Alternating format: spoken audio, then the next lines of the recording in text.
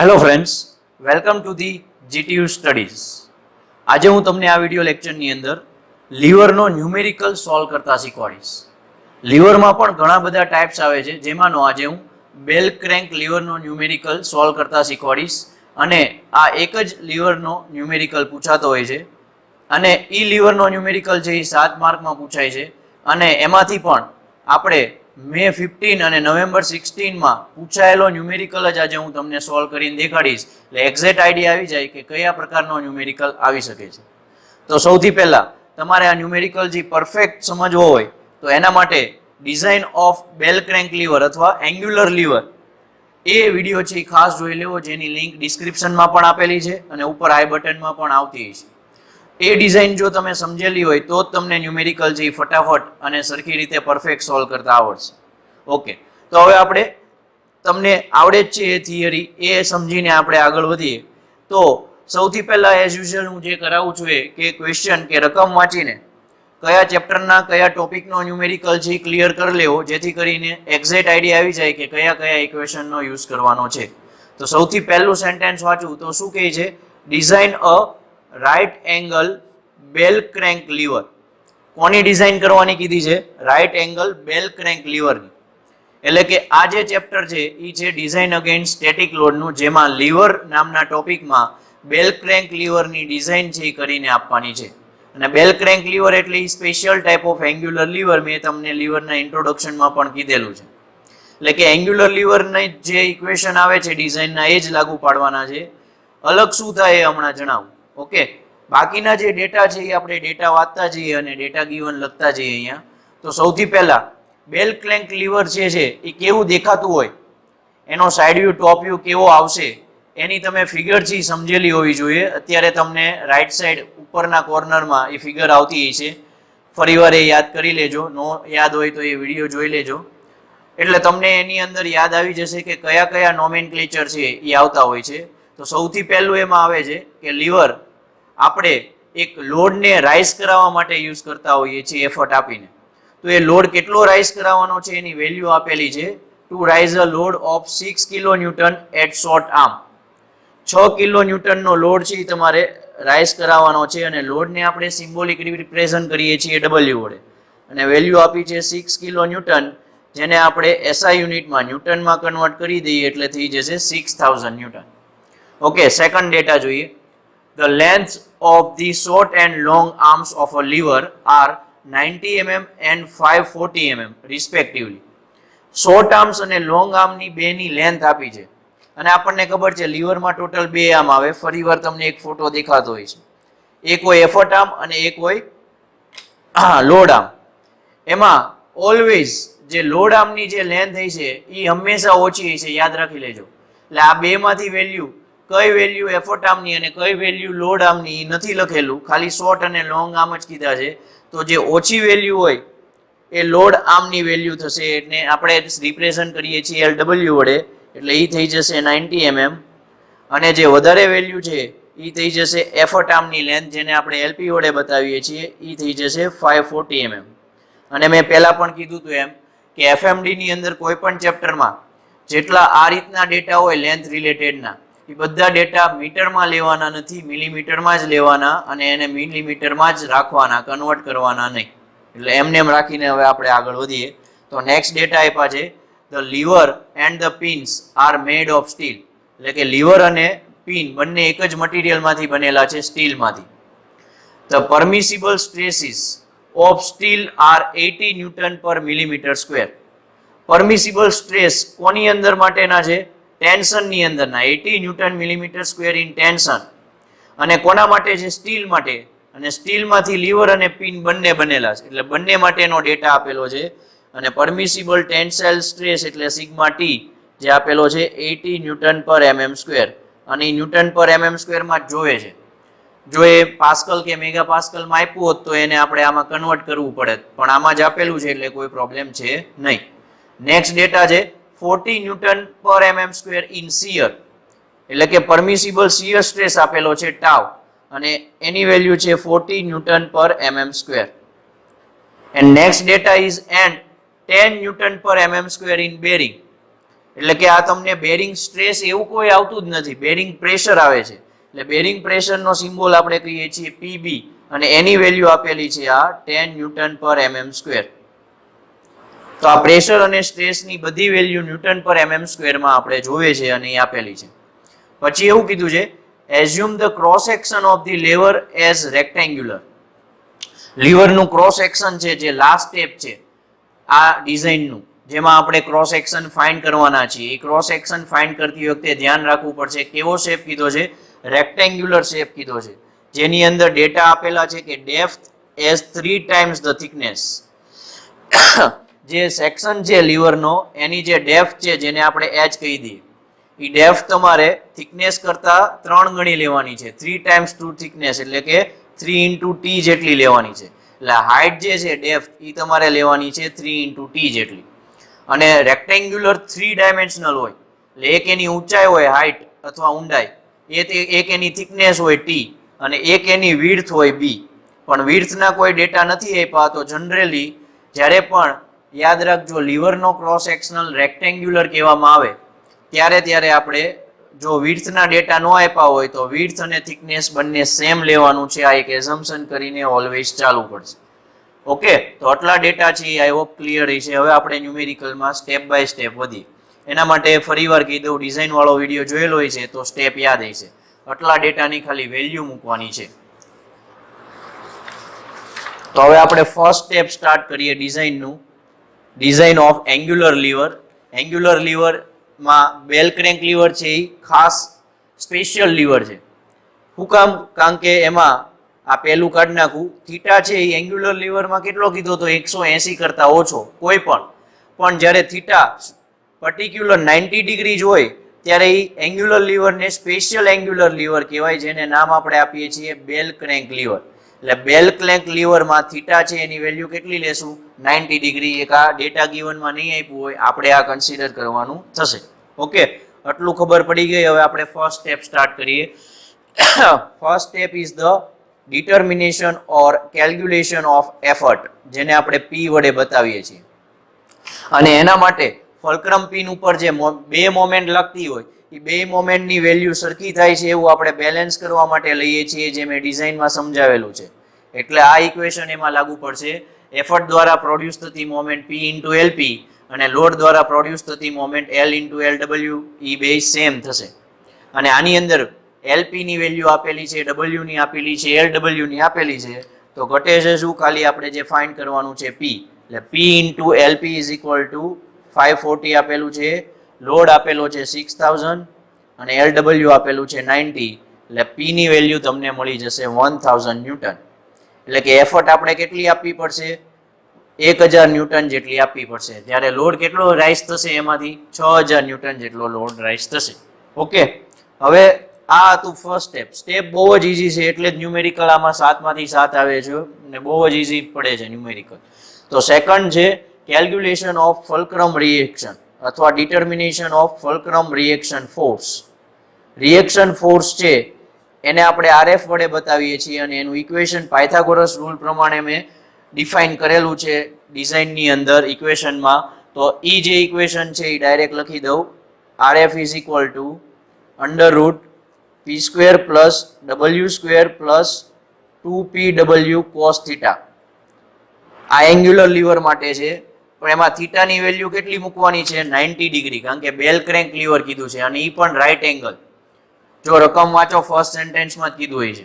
એટલે થીટાની વેલ્યુ 90 મૂકી દઈએ અને PW ની વેલ્યુ જે મળી છે એ મૂકી દઈએ 1000 સ્ક્વેર પ્લસ W એટલે 6000 નો square plus 2 into 1000 into 6000 into cos 90. થીટાની જગ્યાએ મૂકી દઈએ અને cos 90 કેટલું થાય? 0.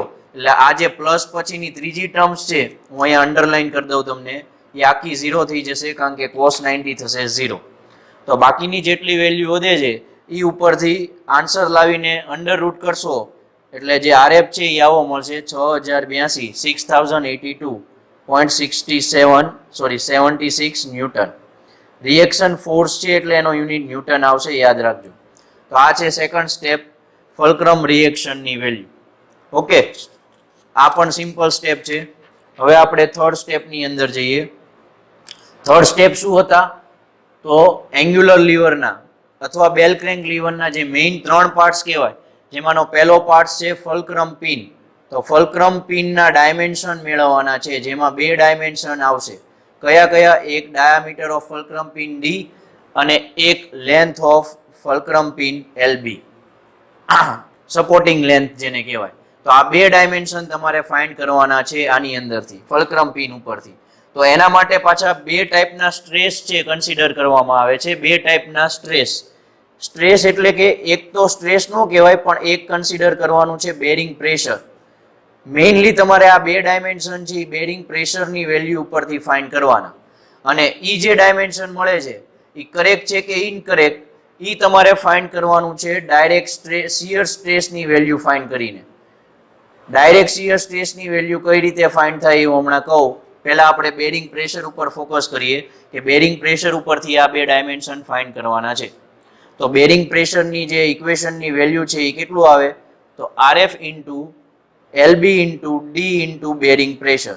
કારણ કે પ્રેશર એટલે લોડ અપોન એરિયા થાય, તો લોડ એટલે પ્રેશર ઇન્ટુ એરિયા. આ ઇક્વેશનનો યુઝ કરવાનો. એમાં RF આપણી પાસે છે, PB આપણી પાસે છે, LB અને D બંને નથી. અને કોઈ પણ 2 અનનોન એક ઇક્વેશનમાંથી નો સોલ્વ થાય. એટલે મેં તમને કીધું હતું એ પ્રમાણે તમારે એક રિલેશન યાદ રાખવાનું છે કે LB is equal two always 1.25 into D લઈ લેવાનું. એટલે તમારે ઉપરના ઇક્વેશનમાં LB is equal two 1.25 D મૂકવાનું છે. એટલે ઇક્વેશન થશે RF is equal two 1.25 into D આમ નામ, અને PB ની જે વેલ્યુ હતી PB. તો આમાં તમે ડી સ્ક્વેરને સબ્જેક્ટ બનાવશો એટલે આ થઈ જશે equation RF upon 1.25 into PB. અને આમાં ખાલી હવે તમે વેલ્યુ મૂકો. RF તમને કેટલું મળ્યું હતું? 6082.76 અપોન 1.25 અને PB ની વેલ્યુ આપેલી છે 10. તો એના ઉપરથી ડી સ્ક્વેર મળશે અને એના ઉપરથી તમને ડી ની વેલ્યુ મળશે 22.06 mm.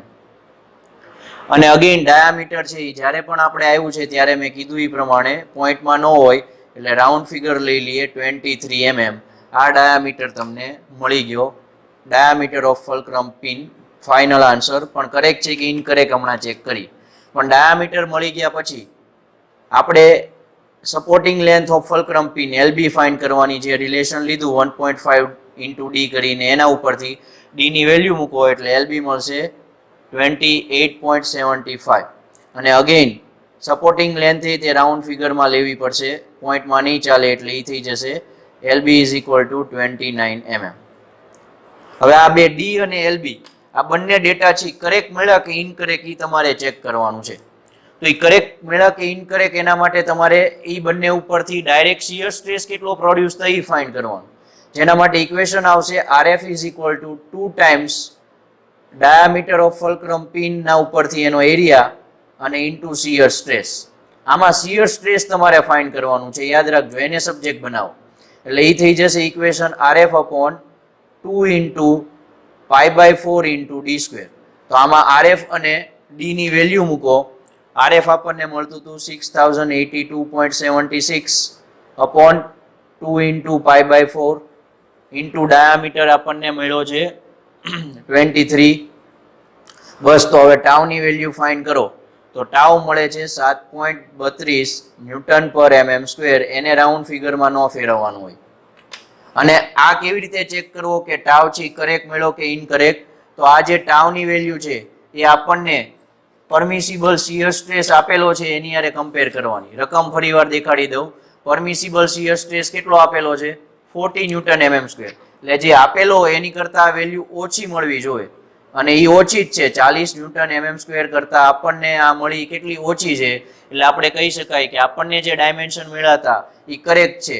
શું કામ કરેક્ટ છે? કારણ કે ડાયમેન્શન ઉપરથી એવું કહી શકીએ કે design is safe against failure. Failure નહીં થવા દે જો આ ડાયમેન્શન તમે રાખશો તો.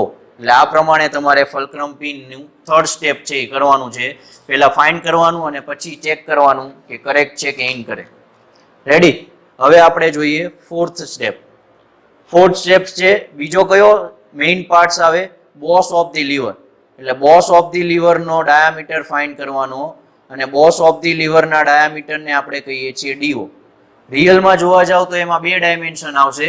ઉપર ફિગર તમને ફોટો બતાવતો હોય છે જેમાં ડીઓ અને ડીઆઈ આવે છે, પણ એમાં ડીઓ મેઇન થશે. શું કામ? કારણ કે ડીઆઈ નું વેલ્યુ છે એ આપણે પહેલેથી ફિક્સ જ કરી દેવાની કે ડીઆઈ ની વેલ્યુ છે એ મેં થિયરીમાં કીધું હતું કે D+6 જેટલી લેવાની અથવા ખાલી ડી જેટલી લેવાની.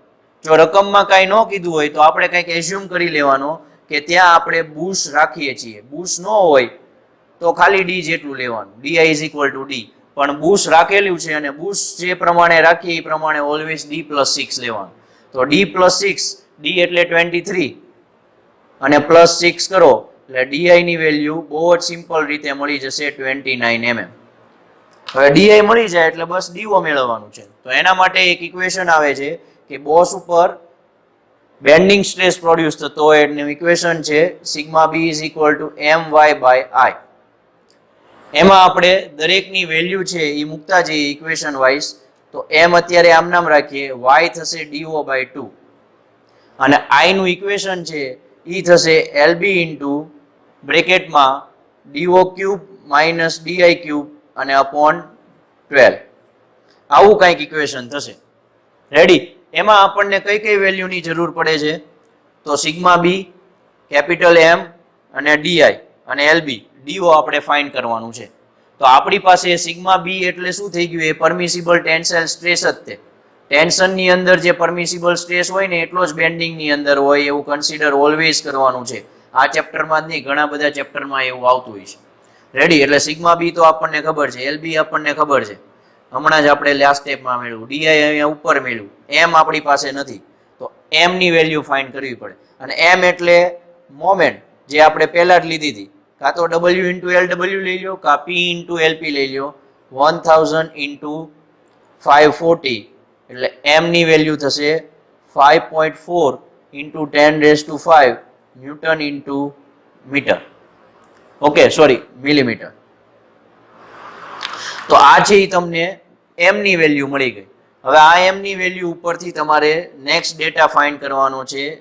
એમાં સિગ્મા બી એટલે વેલ્યુ જ મૂકી દઉં 80 ઇન્ટુ M ની વેલ્યુ થશે 5.4 ઇન્ટુ 10⁵ ઇન્ટુ DO ની વેલ્યુ કેટલી છે તો એ તો ફાઇન્ડ કરવાનું છે. આ 2 ક્યાં ગયું? તો 2 અને 12 માંથી 6 વધશે અને 6 છે એ ઉપર વયું જશે એટલે એ લઈ લીધું ઉપર.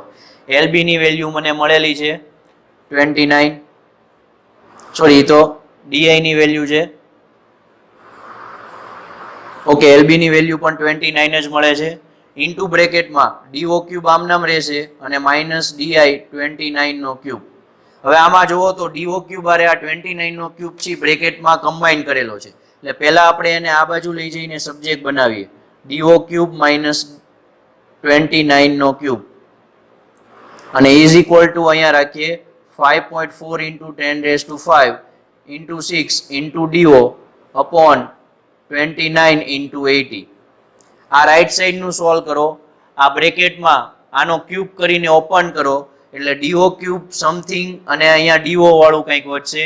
એને આખા ઇક્વેશનમાં આમાં કંઈક કન્વર્ટ કરી નાખો એટલે આવું મળશે DO³ minus 1396.55 DO minus 24389 is equal two 0. આ થઈ ગયું થર્ડ ડિગ્રી ઇક્વેશન. અને થર્ડ ડિગ્રીનું ઇક્વેશન કોઈ મેથેમેટિકલ ફોર્મ્યુલા પ્રમાણે અત્યારે ફાઇન્ડ થશે નહીં. એટલે એ તમારે કાં તો ટ્રાયલ એન્ડ એરર મેથડથી કરવાનું. ટ્રાયલ એન્ડ એરર મેથડ એટલે DO ની વેલ્યુ એક પછી એક એઝ્યુમ કરતા જવાની. જો આ ઇક્વેશન જો સોલ્વ થતું હોય તો એ સાચો, નહીંતર આન્સર ખોટો, તો ફરી બીજી કંઈક એઝ્યુમ કરવાની. તો એ બહુ લેન્ધી થઈ જશે. પણ આ DO ની વેલ્યુ છે એ તમારી પાસે કોઈ પણ કેલ્ક્યુલેટર હોય, સાયન્ટિફિક હોવું જોઈએ. કોઈ પણ ફંક્શન વાળું હોય, કોઈ પણ ફંક્શન વગરનું હોય, કોઈ પણ મોડેલ હોય, સાયન્ટિફિક કેલ્ક્યુલેટરનું કોઈ પણ મોડેલ હોય, આ ઇક્વેશન કેલ્સીમાં સોલ્વ થઈ જશે. એના માટે હું તમને નીચે એક લિંક આપું છું ઇક્વેશન સોલ્વ કરવાની. ઉપર આઈ બટનમાં પણ લિંક આવતી છે, એ જોઈ લેજો એટલે તમને આ ઇક્વેશન સોલ્વ કરતા આવડશે. અને ઇક્વેશન સોલ્વ કરશો એટલે તમને DO નો આન્સર મળે છે એ પ્રમાણે 44.2 mm. અને અગેન એને આપણે રાઉન્ડ ફિગરમાં કન્વર્ટ કરી દઈએ તો ઈ વેલ્યુ જે છે એ થઈ જશે 45 mm. એટલે DO નો આપણો ફાઇનલ આન્સર થઈ ગયો 45 mm. ઓકે, તો આ જે છે એ થઈ ગયો DO નો આન્સર. હવે DO નો આન્સર આ મિનિમમ કરતા વધારે હોવો જોઈએ, પણ મિનિમમ કેટલો હોવો જોઈએ? તો મિનિમમ છે DO no answer always 2 × 2D જેટલો હોવો જોઈએ, આટલો મિનિમમ હોવો જોઈએ. અને D કેટલું મળતું હતું? 23. એટલે આ થઈ જશે 46 mm. એટલે DO નો આન્સર મિનિમમ તો એટલો હોવો જ જોઈએ. જો આ વધારે આવતું હોત 45 વાળો જે આન્સર છે DO નો, તો ઈ કરેક્ટ આન્સર એટલો જ લેવાનો. પણ આ મિનિમમ કરતાંય ઓછો આન્સર આવે છે, મિનિમમ તો 46 હોવું જોઈએ. એટલે ફાઇનલ આન્સર છે DO નો એ આ 46 mm લેવાનો. એટલે કે આ બેમાંથી જે વધારે મળે એ તમારે ફાઇનલ આન્સર તરીકે કન્સિડર કરવાનું રહેશે. રેડી? તો આ હતું 4th સ્ટેપ. હવે આપણે લાસ્ટ સ્ટેપમાં આગળ વધીએ. એ છે 5th સ્ટેપ. કયો પાર્ટ બાકી રહ્યો હવે? Cross section. એટલે આપણે હવે ક્રોસ સેક્શન્સના ડાયમેન્શન ફાઇન્ડ કરવાના. ક્રોસ સેક્શન્સ કેવો કીધો છે રકમમાં? રેક્ટેન્ગ્યુલર ક્રોસ સેક્શન કીધો છે. અને રેક્ટેન્ગ્યુલર ક્રોસ સેક્શન એટલે કે રેક્ટેન્ગ્યુલર 3 ડાયમેન્શનલ કોઈ બોડી લ્યો એટલે એના 3 ડાયમેન્શન આવે: વિડ્થ, ડેપ્થ અને એની થિકનેસ. એટલે વિડ્થ, ડેપ્થ અને થિકનેસ ફાઇન્ડ કરવાની છે. તો સૌથી પહેલા ક્રોસ સેક્શન ઉપર પણ બેન્ડિંગ મોમેન્ટ પ્રોડ્યુસ થતી હોય છે. તો એનું જે ઇક્વેશન આવે છે એ બેન્ડિંગ મોમેન્ટ ઉપરથી બેન્ડિંગ સ્ટ્રેસ જનરેટ થાય. એ ઇક્વેશન આવે છે સિગ્મા બી my/i. પણ આમાં ક્રોસ સેક્શન માટે આ ડેટા લેવાના છે. હમણાં લાસ્ટ સ્ટેપમાં લીધા એ નહીં જ my/i નહીં આવે, એટલે ખાસ ધ્યાન રાખજો. એટલે અહીંયા એમ આમ નામ રાખવું તો ક્રોસ સેક્શન પ્રમાણે જે y જે છે એ થશે h/2 અને જે i જે છે એ થશે bh³/12. રેક્ટેન્ગ્યુલર છે. હું તમને અહીંયા ફિગર દોરીને આપું છું. આ ફિગર જુઓ તો આ રીતે ક્રોસ સેક્શન રેક્ટેન્ગ્યુલર દેખાતો હોય છે, જેમાં તમને વિડ્થ અને હાઇટ દેખાતી છે. તો એમાં x એક્સિસ દોરો. એ x ફરતે તમારે બેન્ડિંગ મોમેન્ટ અને મોમેન્ટ ઓફ ઇનર્શિયા ફાઇન્ડ કરવાની છે. એટલે અહીંયા ix લખી દો. તો ix નું ઇક્વેશન આના માટે શું થશે? તો કે b ઇન્ટુ એને પરપેન્ડિક્યુલર જે ડાયમેન્શન હોય એનો ક્યુબ, એટલે bh³ અને /12. એટલે આના ઉપરથી તમે કહી શકો કે એનું i નું ઇક્વેશન થશે bh³/12.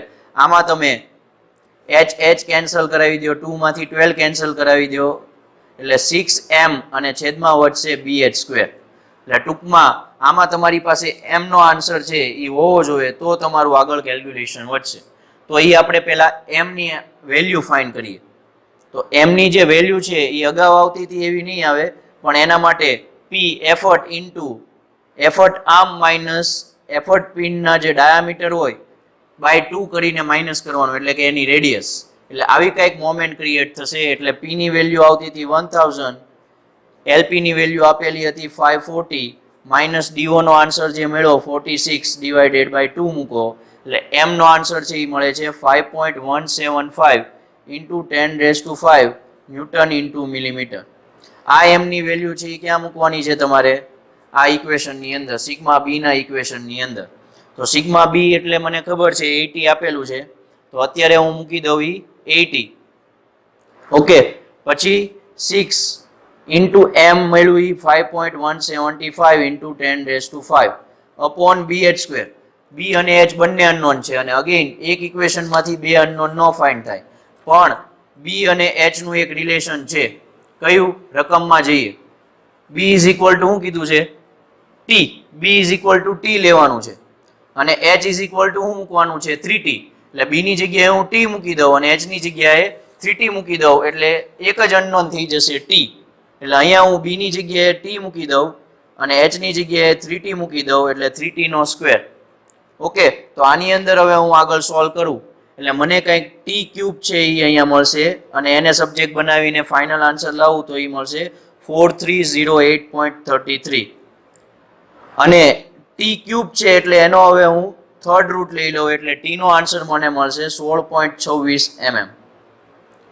અને અગેન થિકનેસ છે એ એપ્રોક્સિમેટલી લેશું રાઉન્ડ ફિગરમાં, એટલે એ થઈ જશે 17 mm. એટલે થિકનેસ જે છે ક્રોસ સેક્શનના લીવરની એ 17 mm મળશે. પછી થિકનેસ મળી જાય એટલે એની વિડ્થ એટલે thickness b is equal two t, એટલે એની વિડ્થ કેટલી થશે? 17 mm. અને એની જે હાઇટ છે, ઊંડાઈ, ડેપ્થ, એ થશે 3 × t જેટલી, એટલે કે 17 × 3 17 ગુણ્યા 3 એટલે મળશે h નો આન્સર 51 mm. તો આ જે છે એ 3 ડાયમેન્શન થઈ ગયા ક્રોસ સેક્શનના થિકનેસ, વિડ્થ અને એની હાઇટ અથવા ડેપ્થ. તો આ થઈ ગયા ક્રોસ સેક્શનના ડાયમેન્શન.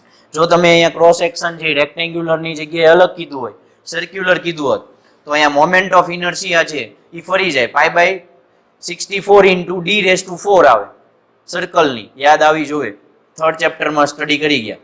અને y ની જગ્યાએ અહીંયા d/2 આવે એટલે એક જ ડાયમેન્શન ફાઇન્ડ કરવાનું હોય, સર્ક્યુલર હોય એટલે d ખાલી. તો બસ એવી રીતના ક્રોસ સેક્શન હોય તો એ પ્રમાણે તમારે આગળ વધવાનું સમજીને.